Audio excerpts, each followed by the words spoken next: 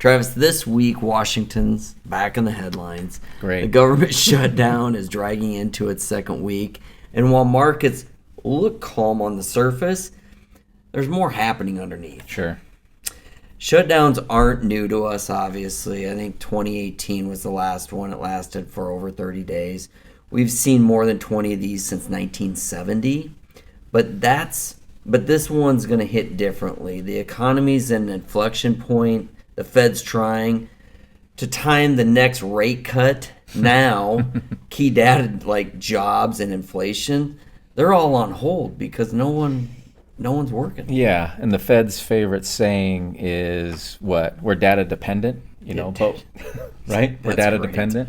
But what happens when the data, doesn't exist here, Steve? It's hard to be data dependent, in that environment. So without that information, you're going to have policymakers maybe moving more cautiously here moving forward, or maybe they move sooner than expected, trying to front run what they actually think the data is. But markets right now see, the next rate cut coming this month based off of, everything they think they know, rather than December. And, the thinking is if visibility drops here, the Fed may act earlier rather than risk, staying overly tight in this environment without the data.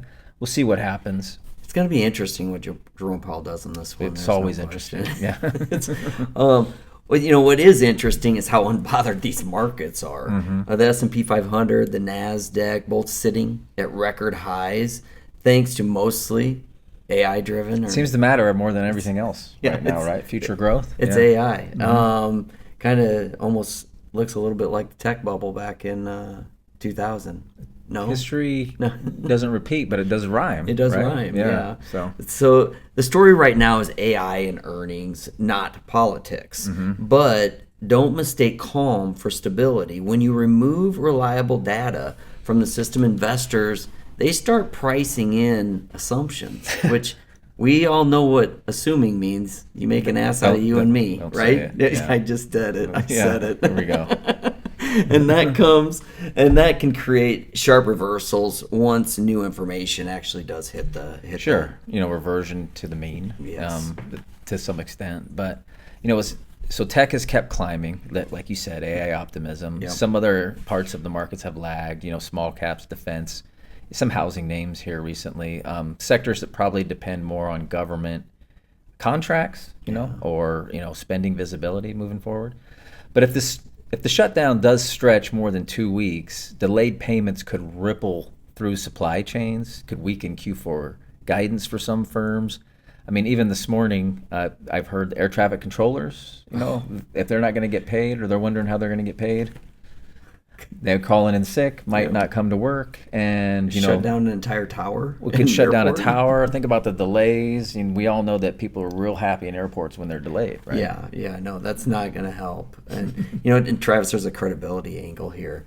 Investors abroad are watching Washington's dysfunction. At the time, the U.S. deficit is already ballooning. Mm-hmm. Treasury yields briefly climbed before easing, but every shutdown chips away at the confidence in fiscal governance, doesn't it? It does. So the narrative becomes less about short-term GDP growth and more about long-term perceptions, whether the U.S. can even manage our own house. And when you have ballooning debt and government shutdowns, certainly from afar, it looks like we can't, right, or not effectively. So bottom line here, Steve, markets may be calm today. Like you said, they keep churning along, but don't confuse that with clarity in the current environment. The longer the government stays dark, the less reliable the data becomes, and the harder it gets for investors in the Fed to make the informed decisions, right? Lack of data, lack of informed decisions over time.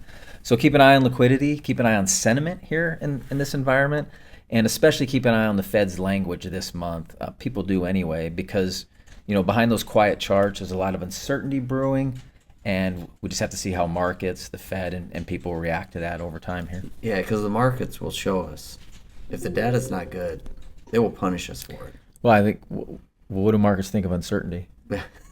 Yep, it'll show. Yeah, they don't like it very much. They hate it. Yeah. No, this has been great, Travis. I look forward to it next week. Look forward to it as well.